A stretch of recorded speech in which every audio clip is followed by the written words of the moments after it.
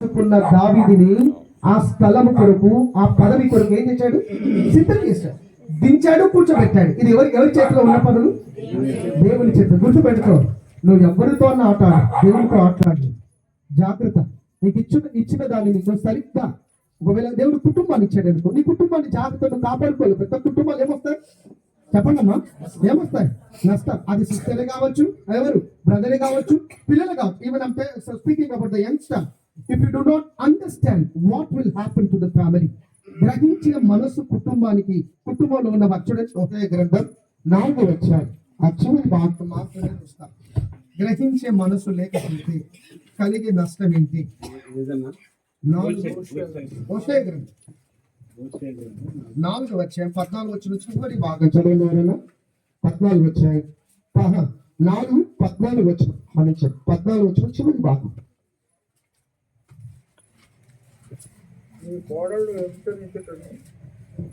నా 14 వచ్చిన చివరి భాగం. అక్కడ therefore the people that does not understand, వివేకము లేని జనము ఏమవుతారు? వివేకం అంటే గ్రహింపు లేని జనులు ఏమవుతారంట? ఆ కుటుంబాలు కనబడవు. ఇంకా కొన్ని కుటుంబాలు ఉన్నాయి బైబిల్ గ్రంథంలో, సమయం లేదు చెప్పాలంటే. ఆ కుటుంబాలు అడ్రస్ లేకుండా కనబడలేదు. ఆ కుటుంబాలు ఏమా అడ్రస్ లేకుండా కనబడలేదు. ఏమవుతారు? ఉదాహరణకి ఓర్ఫా ఉంది కదా, ఎవరున్నారమ్మా? ఓర్ఫా అత్తకు ముద్దు పెట్టి మళ్ళా మోయాబులు వెళ్ళిపోయిన తర్వాత ఓర్ఫా గురించి ఏమన్నా రాయబడ్డదా? ఓర్ఫా పెళ్లి చేసుకుందా? ఓర్ఫాకు ఎంతమంది పిల్లలు ఉన్నారా అని రాయబడ్డదా? ఫర్గాటెన్. గుర్తుపెట్టుకో. కానీ రూతు గ్రహింపు మనసు కలిగింది. ఎందుకో తెలుసా? అత్త అప్పుడప్పుడు సజీవము కలిగిన దేవుని గురించిన మాటలు బోధిస్తూ వచ్చింది. అత్త దేవుడు సజీవం కలిగిన దేవుడని గ్రహించింది గనక అత్తను హత్తుకుంది. గ్రహించగలిగిన వారు హత్తుకుంటారు, గ్రహించగలిగిన వారు వెంబడిస్తారు, గ్రహించిన వారుగా నిలబడటానికి ఇష్టపడతారు. అందుకని వారి చరిత్రలో లెక్కించబడతారు. రూతు పేరు కదా పాత నిబంధనలు కాదు. యాక్చువల్లీ ఈ గ్రంథం ఎలాగో ఆరంభించబడుతుంది అంటే, రూతు గ్రంథము నయోమి అనే పేరుతో ఆరంభించబడుతుంది. యాక్చువల్లీ ఎవరి పేరు? నయోమి అనే పేరే. కానీ ఈ గ్రంథానికి పెట్టిన పేరేంటి తెలుసా? ఎందుకు? నయోమి కంటే ఆత్మీయతను ఉన్నతమైన విధముగా కనపరిచింది ఎవరు తెలుసా? రూతు కనపరిచింది. ఈ దినమున ఆత్మీయత కనపరిచేవారు మరుగు చేయబడరు. వారు అనేకులకు ఏం చేయబడతారు? పరిచయము చేయబడతారు. వారు మాదిరిగా ఉంచబడతారు. ఈ దినమున నువ్వు మరిచిపోవాలాగున బ్రతుకుతావా, లేదా అనేకులకు నువ్వు ఇతరులకు కూడా పరిచయం నేను చేయబడాలి, ఇతరులకు కూడా నేను తెలిసే విధముగా అలాంటి ఉన్నతమైన జీవితాన్ని జీవించాలని అనుకుంటే గ్రహింపు కలిగిన మనసును కలిగి ఉంటాం. ఏ మనసు ఉండాలా చెప్పండి అందరూ కూడా? ఏ మనసు? ఇప్పుడు యాకోబుకి ఏ మనసు ఉంది? గ్రహింపలేని వారు ఏమవుతారంట? నిర్మూలం, నాశనం అవుతారు. ఏమవుతారు? బైబిల్లో కొన్ని కుటుంబాలు ఉన్నాయి అలాగా. ఇప్పుడు అననీయ సఫర్య ఉన్నారు. అననీయ అపోస్తల కార్యం 5వ అధ్యాయం ఎవరున్నారు? ఇదొక కుటుంబం. అననీయ సఫర్య ఉన్నారు. వారు ఏం చేసినారు? పొలం అమ్మారా లేదా? నేను చెప్పాలా, ఇక్కడ ఉన్న వాళ్ళందరికంటే అననీయ సఫర్య బెస్ట్. నాకంటే అందరికంటే. ఎందుకు తెలుసా? వాళ్ళంత సమర్పణకులు ఉన్నవారు నాకు తెలిసి ఎవరు లేదు. ఏమమ్మినారమ్మా చెప్పండి? ఏమమ్మినా? పొలం అమ్మిన. పొలం అమ్మితే ఎంత తెచ్చినారు? కొంత భాగం. వాళ్ళు కొంతగా దాచుకొని 90% ఎవరికి ఇచ్చినారు? ఆ విషయం అడుగుతలే నేను. పెద్ద పెద్ద మాటలు అవి పరిశుద్ధ ఆత్మను మోసం చేశారా, వీళ్ళని మోసం చేశారని అంటలే. నేను అడుగుతున్న ప్రశ్న ఏంటంటే, వీళ్ళు అమ్మారు కదా, ఎంత భాగం పెట్టుకున్నారు? కొద్ది భాగమే. ఎంత భాగం అమ్మ? కొద్ది భాగమే. 90% దేవుడికి ఇచ్చేస్తారు. కానీ అబద్ధం ఆడారు. ఏం చేశారు? అబద్ధం ఆడారు కదా. గ్రహింపు లేదు వాళ్ళకి. ఇంత ఇస్తున్నాం కదా, ఎంత? 90% ఇస్తున్నాం కదా. ఉన్నట్టుగా చెప్తే ఇంట్లో ఇద్దరు మంచి ట్రైనింగ్ పొందినారు. ఎవరు? అననీయ సఫర్ అంటుందంట. అననీయ సఫర్తో అనుకుంటుంది. సఫరా నేను చెప్తా, నా ముఖంలో అబద్ధం చెప్తే చెప్పినట్టు అనుమానంగా ఏమన్నా కనబడుతుంది చూడు ఒకసారి. నేను చెప్తున్నా ఒకసారి. కొంతమంది ప్రాక్టీస్ చేస్తారు తెలుసా?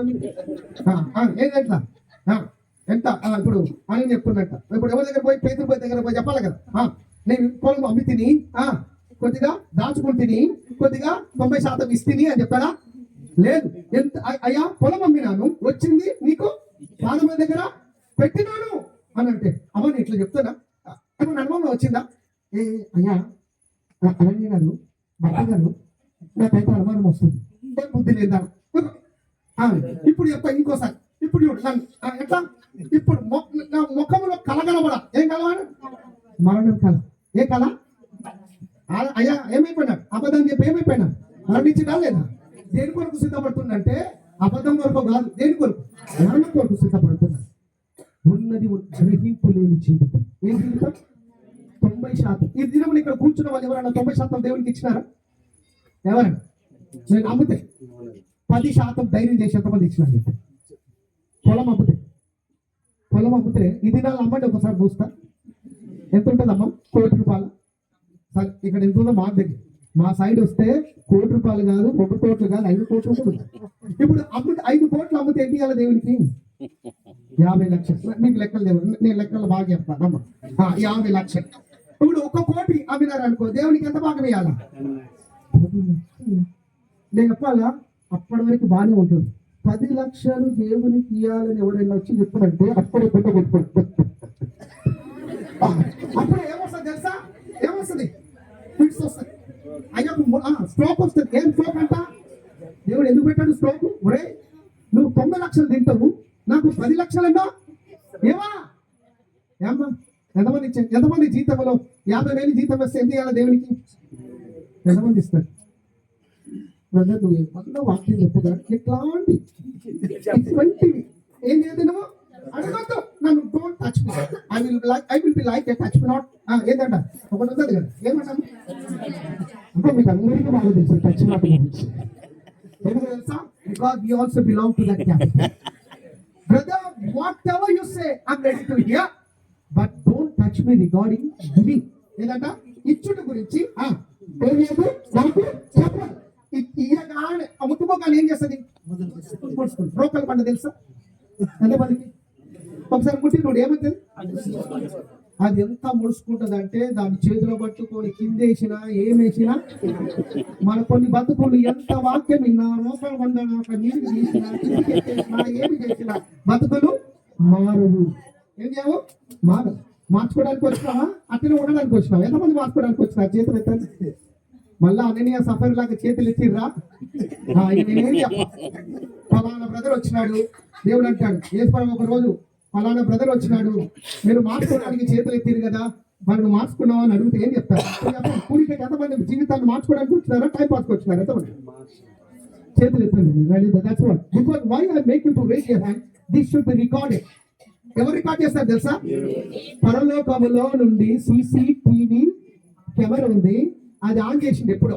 అందుకనే ఏమంటే సామెతల గ్రంథం 15వ అధ్యాయం 3వ వచనం.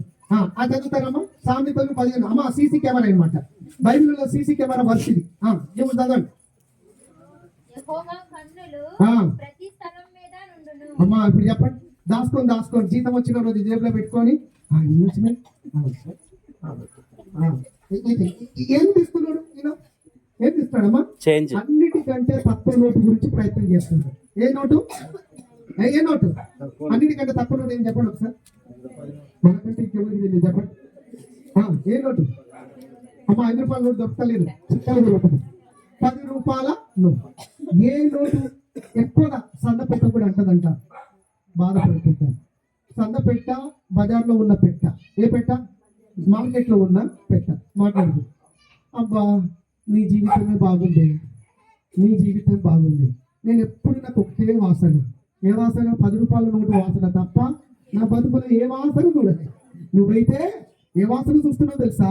500 రూపాయలు. ఇప్పుడు 2,000 రూపాయల నోటు పోయింది కదా. 2,000 రూపాయల నోటు ఎక్కడ ఏడ కనబడుతుంది? మీరు ఎప్పుడు తీసుకోవాలి? 2,000 రూపాయల నోటు మీకు వచ్చినప్పుడు అమ్మ బట్టలు కొనుక్కున్నారా లేదా? ఏం చేసినారు? అది బట్టల షాప్ వేసినారా లేదా? వేసినారా? కానీ ఎప్పుడైనా అదే 2,000 రూపాయల నోటు తెచ్చి మనం వేసినామా? చచ్చిపోమా అయిపోయిందా? ఆడడానికి వస్తుందా? ఇంత సమర్పణ ఉంటుందా మనకి? ఇంత త్యాగం ఉంటుందా? ఉండదు కదా. బాధపడుతుందంట. నేనైతే నా బతుకంతా జరుగుతుంది. ఎవరంటుందంట? మధురు పెట్టి అంటుందంట. నన్ను ఒక్కడన్నా ప్రభువానికి అన్నిమితో ప్రార్థన చేసేటోడు ఉన్నాడు. కానీ నిజానికి వస్తే సందేశినప్పుడు చిల్లర మాత్రమే. నాకు ఎక్కువగా చిల్లరీస్ తప్పుతారంట. చంపబిడ్డలు ఏమైనా చంపుతారంట, జిల్లేని చంపుతారు. ఇలాగ ఉంటే నువ్వు ఎలాగూ దీవించబడతావు, ఇలాగ అబద్ధ బతికైతే ఎలాగూ దీవించబడతావు. జీవితాన్ని మార్చుతావు. యాకోబు కూడా మోసగాడు, యాకోబు కూడా మోసపడుతూ మన జీవితాన్ని జీవించిన వాడే, కానీ ఆశీర్వాదకరముగా ఏం చెప్పబడ్డాడు. మొదటిది ఇతడు ఏం చేశాడు తెలుసా? ఏం చేశాడు? గ్రహింపు కలిగిన మనసు. ఏ మనసు? గ్రహింపు. He was a man of understanding. He realized that is going to be there's going to be a danger in my family. నా కుటుంబంలో ఏదో నష్టము కలగబోతుందని ముందుగా ఏం చేసినాడు? యోచించినాడు, ఆలోచించినాడు. ఎవరండి? ఆలోచించిన వాడు ఏం చేసినాడు తెలుసా? ప్రణాళికలు పెట్టాడు. ఏం చేశాడు? ప్రణాళికలు పెట్టాడు. రెండో భాగం అదే. అందుకనే కుటుంబాన్ని రెండు గుంపులుగా చేశాడు. ఎందుకు చేశాడు తెలుసా? చెప్పండి. ఒక గుంపు వచ్చినా ఇంకొక గుంపు బ్రతికి ఉంటుంది, ఒక గుంపు మరణించినా ఇంకొక గుంపు సజీవంగా ఉంటుందని అతడు మానవుని యొక్క ప్రయత్నం. ఎవరిదండి? చెప్పండి. ఇది రెండవది. He planned.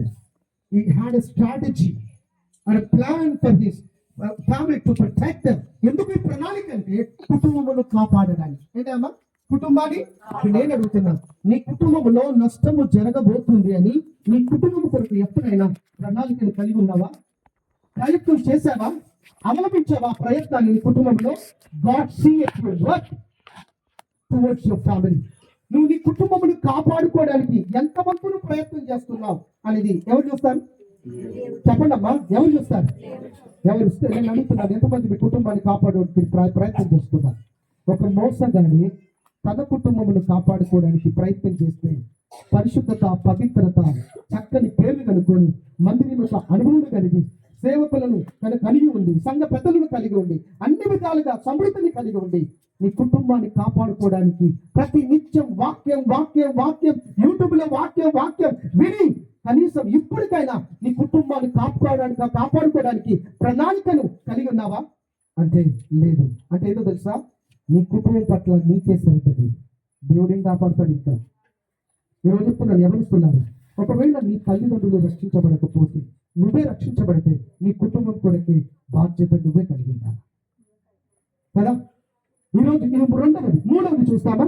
యాకోబు ఏం కలిగి ఉన్నాడు? ఇప్పుడు 32 వచ్చాడు. 9వ వచనం.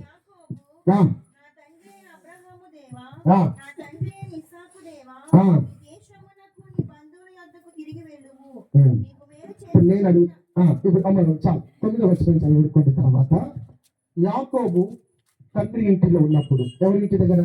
ఇస్సాకు దగ్గర, రెబెక్క దగ్గర ఉన్నప్పుడు యాకోబు ప్రార్థన చేసినట్టు ఉందా? యాకోబు ప్రార్థన చేసినట్టు ఉందా? చెప్పండి అమ్మా. మామయ్య అయిన లాబా ఇంటి దగ్గర ప్రార్థన చేసినట్టు ఉందా? It is one of the honest prayer that was made by a deceiver in order to protect his family. అంటే అర్థమైంది తెలుసా? తమ కుటుంబమును కాపాడుకోవడానికి అతి దీనమైన ప్రార్థన ఒక మోసగాడైన యాకోబు ప్రార్థన చేస్తున్నాడు. ఎందుకు చేస్తున్నాడు? దీనమైన ప్రార్థన, తగ్గింపు కలిగిన ప్రార్థన, దేవునిపై సంపూర్ణముగా ఆధారపడి ఏం చేస్తున్నాడు తెలుసా? ప్రార్థన. ఎందుకు? తన కుటుంబం ఏం చేయబడాలా? అందుకని ప్రార్థన ఎలాగో నేర్చుకున్నాడు. చూడండి ఎంత చక్కగా చేస్తున్నాడు. ఎక్కడ చేయాలి? ఇలాగ చేస్తున్నాడు. మన చదవన్న మాట 9వ వచనం. అప్పుడు యాకోబు, నా తండ్రి అయిన అబ్రహాము దేవా, నా తండ్రి అయిన ఇస్సాకు దేవా, నా తండ్రి అయిన ఇస్సాకు దేవా, నీ దేశమునకు నీ బంధువుల యొద్దకు తిరిగి వెళ్ళుము. నీకు మేలు చేసేదనని నాతో చెప్పిన యెహోవా, నీకు మేలు చేసిన నాతో చెప్పిన యెహోవా. ఎంత చక్కగా దేవుడు తనకిచ్చిన ఒక ప్రణాళికను ఏం చేస్తున్నాడు? యాకోబు ఏం చేస్తున్నాడు? జ్ఞాపకము ఏం చెప్పాడా యాకోబుకి? తండ్రి ఇంటికి రామని నేను కాపాడతాను చెప్పాడా? చూడండి ఆదికాండము ఏం చేశాడు? 31 వచ్చినాయి 3వ వచనం చదవండి. ఆదికాండం 31 వచ్చినాయి 3వ వచనం. అప్పుడు యెహోవా నీ పితరుల దేశములకు నేను నీకు ఏమై ఉంటాను? నేను నీకు తోడై ఉంటానని యాకోబుతో ఎవరు చెప్పారు? మనుషులు చెప్పారా? దేవుడే ప్రత్యక్షమై ఎవరికి? యాకోబుతో చెప్తున్నా, నువ్వు ఇంటికి వెళ్ళు, నీ పితరుల ఇంటికి వెళ్ళు, నేను నీకేమై ఉంటాను? God's given promise to Jacob. God's given a promise to a deceiver. ఒక మోసగాడికి దేవుడు ఇచ్చిన ఏంటో తెలుసా? వాగ్దానం. ఎందుకు తెలుసా? మోసే గారిని కూడా మర్చిపోలేదు. జాగ్రత్త వినండి, ఈ మాట చెప్తారు. బేతేలులో అడుగు పెట్టారు ఎవరు? యాకోబు. తన ఇంటిలో అడుగు పెట్టిన ఏ వ్యక్తిని దేవుడు ఏం చేయాలి తెలుసా? మర్చిపో. నువ్వు ఆయన కొడుకు కొత్తగా నిలబడితే చాలు, ఆయన మీతో మరలా వాగ్దానం చేయడానికి ఇష్టపడతారు. వాగ్దానం చేసినవాడు ఎలాగో తెలుసా? ఎబ్రీయులకు రాసిన పత్రిక 10వ అధ్యాయం 23వ వచనం చదవండి. మొదటి భాగం మాత్రమే చదవండి. వాగ్దానం చేసిన వాడు ఎలాంటి వాడు అని మాట రాయబడుతుంది. నమ్మదగిన అమ్మాయి చదువుతారా? వాగ్దానము చేసినవాడు ఆ. నమ్మదగినవాడు కదా. ఎవరంటే ఇతడు? నమ్మదగిన వాడు. అయ్యా నాతో వాగ్దానం చేశాను కదా, తండ్రి ఇంటికి వస్తే ఏం చేస్తాడు? నేను నిన్ను తోడుగా ఉంటా ఉన్నాను, కాపాడుతానన్నావు కదా. ఇప్పుడు నేను ఏ భయంలో ఉన్నాను తెలుసా? మరణ భయం. కుటుంబం అంతా సమక్షంలో ఉంది. అయ్యా అని దీన ప్రార్థన. మొదటిగా అబ్రహాము అబ్రహాము ఇస్సాకుల దేవాని అంటున్నాడు. అబ్రహాము ఇస్సాకుల దేవాని చెప్తున్నాడు. ఇప్పుడు జ్ఞాపకం చేసుకున్నాడు. In times of affliction, he realized the importance of the living God in his life. He allowed Jesus, he allowed God in his family at the time of crisis. అంటే కష్టకాలములో, భయంకరమైన మరణ భీతిలో కదా యాకోబు తన కుటుంబంలో దేవుడిని ఏం చేస్తున్నాడు తెలుసా? ఆహ్వానిస్తున్నాడు. ఏం చెప్తున్నాడు? ఆహ్వానిస్తున్నాడు. ఈ రోజు చెప్తున్నా, నీ కుటుంబ పరిస్థితి ఏదో నాకు తెలియదు, ఎలాంటి స్థితిలో ఉన్నావో నాకు తెలియదు, నీ కుటుంబంలో నీ పిల్లలు ఏ స్థితిలో ఉన్నారో నాకు తెలియదు కదా, కుటుంబం ఎంత భయంకరమైన ఒత్తిడిలో ఉందో నాకు తెలియదు. కానీ యాకోబుకు వాగ్దానం ఇచ్చిన దేవుడు ఈ దినమున ఇక్కడ చేరి వచ్చిన వారందరికీ దేవుడు వాగ్దానం ఇస్తున్నాడు. ఏంటో తెలుసా? నేను నీకు యాకోబు దేన్ని జ్ఞాపకం చేసుకుంటున్నాడు తెలుసా? దేవుడు తనకిచ్చిన వాగ్దానాన్ని జ్ఞాపకం చేసుకున్నాడు. ఏం చెప్పాడమ్మా? వాగ్దానాన్ని. ఈరోజు ఎంతమంది కుటుంబ వాగ్దానం తీసుకుంటారు? ఫ్యామిలీ ప్రాబ్లమ్, కుటుంబ వాగ్దానం. ప్రతి కుటుంబ యజమానుడు లేదా కుటుంబ యజమానురాలు యొక్క బాధ్యత ఏంటో తెలుసా? నీ కుటుంబ వాగ్దానం తీసుకుని ఆ వాగ్దానాన్ని నువ్వు ఏం చేయాలా? క్లెయిమ్ చేయాలి. యాకోబు క్లెయిమ్ చేస్తున్నాడు. నా కుటుంబానికి ఇచ్చాడు కదా వాగ్దానం. ఏమి ఇచ్చావు? నేను తిరిగి నీ తండ్రి ఇంటికి వెళ్ళమన్నావు కదా, మార్గం అంతటిలో నాకు ఏమంటా అన్నావు? మార్గంలో ఎవరు కనబడ్డారు నాకు? ఏషావు పోను ఒక్కడా 400 మందితో వస్తున్నాడయ్యా. నా కుటుంబం ఎంత మరణ భీతిలో ఉంది, మరణ సమస్యలో ఉన్నాం. మానవునికి మరణము భయం కంటే తన జీవితంలో అటువంటి యొక్క అత్యధికమైన భయం ఏది కూడా లేదు. He was in such a state. అటువంటి స్థితిలో యాకోబు ఉన్నాడు. అటువంటి యాకోబు దీన స్థితిలో వచ్చి ఏం చేస్తున్నాడు తెలుసా? ప్రార్థన. ఏం చేస్తున్నాడమ్మా? ప్రార్థన. ఇది ఎవరిది? మూడు విషయాలు చూస్తాం యాకోబు. మొదటిది యాకోబు గ్రహింపగలిగిన వాడు. రెండవది ప్రణాళికను కలిగిన వాడు. మూడవది దీనమైన ప్రార్థన, దేవునిపై ఆధారపడుతున్నవాడు, వాగ్దానములు ఎత్తుపట్టి ప్రార్థన చేసేవాడని ఏం చేస్తున్నాడు చూస్తున్నా. ఎవరండి? యాకోబు ఇప్పుడు ఎవరి మీద ఆధారపడ్డాడు? చూడు, యాకోబు ఎట్లా తెలుసా? దేవుని పైన ఆధారపడతాడు. మళ్ళీ తను చేసిన ప్రణాళిక.